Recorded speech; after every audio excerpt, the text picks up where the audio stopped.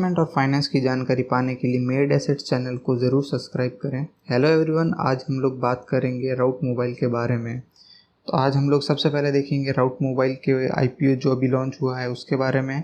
दूसरा हम देखेंगे कंपनी का बैकग्राउंड क्या है, कंपनी के क्या बिजनेसेस है और उसका क्या स्टेटस है।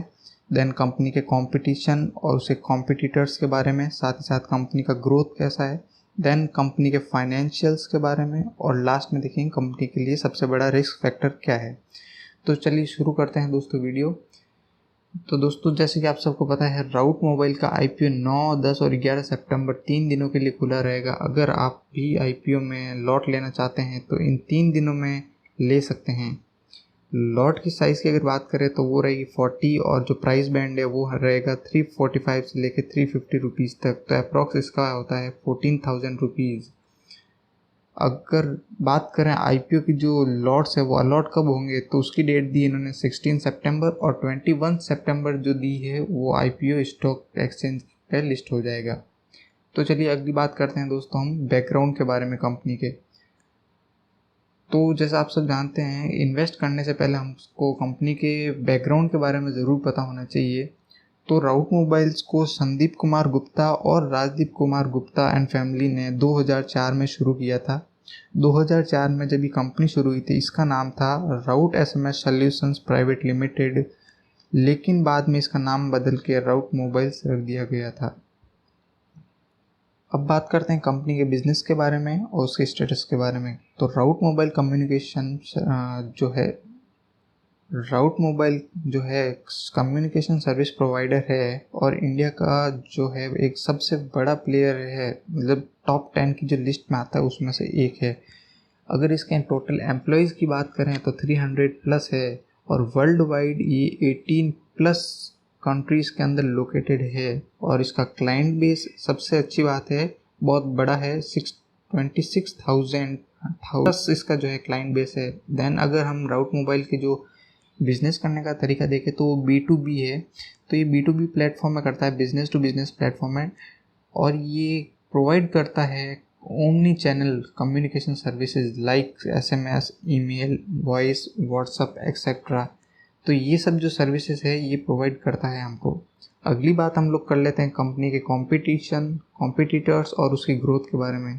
तो जैसा कि हम सब जानते ही हैं कि जो डिजिटल कम्युनिकेशन है पिछले कुछ सालों में उन्होंने एक्सपोनेंशियली ग्रो कर रही है फील्ड, और जब से कोरोना हुआ है तब से हर कोई चीज़ ऑनलाइन आ गई है, जिसकी वजह से हर चीज़ दिन ब दिन एक्सपोनेंशियली ऑनलाइन होती जा रही है। और ये जो बिज़नेस है बहुत ही तेज़ी से एक्सपोनेंशियली ग्रोथ कर रहा है और पिछले कुछ महीनों में इन्होंने बहुत ही बड़ी इंडस्ट्री बन चुकी है।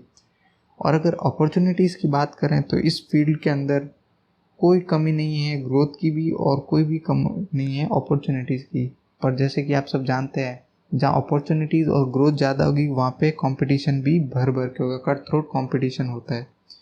तो जो अगर हम कॉम्पिटिटर्स की बात करें इस कंपनी के बारे में, तो इसके सबसे बड़े कॉम्पिटिटर्स है टेनला, सिनीवर्स, नेक्समो, कॉम्बोक्स और हैप्टिक जैसे बड़े प्लेयर्स इसके कॉम्पिटिटर्स है। अगर मैं पर्टिकुलरली हैप्टिक की बात करूं तो लास्ट ईयर इस कंपनी को मुकेश भाई धीरूभाई अंबानी ने रिलायंस इंडस्ट्रीज़ के थ्रू इसको एक्वायर कर लिया था और हैविली इन्वेस्ट कर रहे हैं इसके अंदर कंटिन्यू, और इसके अंदर नई नई टेक्नोलॉजी एडवांसमेंट कर रहे हैं, और उसी के साथ ये सबसे बड़ा इनका कॉम्पिटिटर बन रहा है आज के दिन में। तो जैसा कि आप सब जानते ही हैं, इस फील्ड के अंदर ग्रोथ भी है, अपॉर्चुनिटीज़ भी है, बट कंपटीशन भी वैसे ही है। तो इससे एक चीज़ कंक्लूजन समझ आता है कि जब कंपटीशन बढ़ता है तो जो मार्जिन रेट्स होती है, जो प्रॉफिट रेट्स होती है, वो हो जाती कम। तो इसी के साथ हम लोग चलते हैं फाइनेंशियल्स के ऊपर। तो अगर रेवेन्यू की बात करी जाए तो जो RFO होता है, रेवेन्यू फ्रॉम ऑपरेशंस, तो इस कंपनी का लास्ट ईयर का अगर हम देखें तो 256 करोड़ का कुछ अप्रॉक्सीमेटली डेटा था इसका।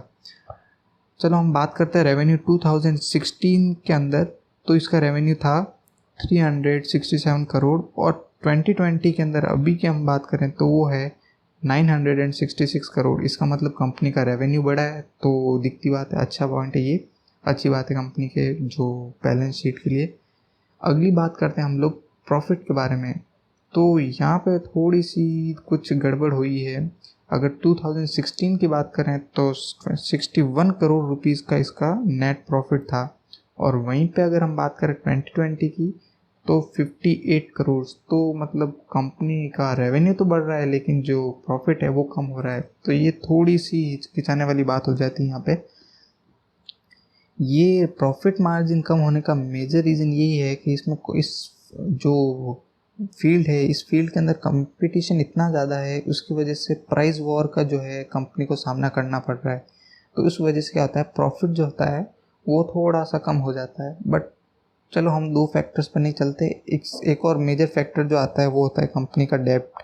अगर हम डेब्ट की बात करें तो अभी कंपनी को नेग्लिजिबल, मतलब सिर्फ 3.7 करोड़ रुपीज़ का ही एक छोटा सा जो है डेब्ट है, बाकी कोई डेब्ट में नहीं मेजर में। तो ये एक स्ट्रॉन्ग पॉइंट होता है। डिविडेंड की बात करें तो कंपनी ने 27% की अगर बात करें तो वो अप्रोक्स बैठता 16 करोड़ के आसपास, जो कंपनी ने डिविडेंड को दिया था 16 करोड़ रुपीज़ अपने शेयर होल्डर्स को दिया था। तो ये अगर इसके फाइनेंशियल्स की बात करें तो इसका ये जो है मेन डेटा सामने निकल के आता है।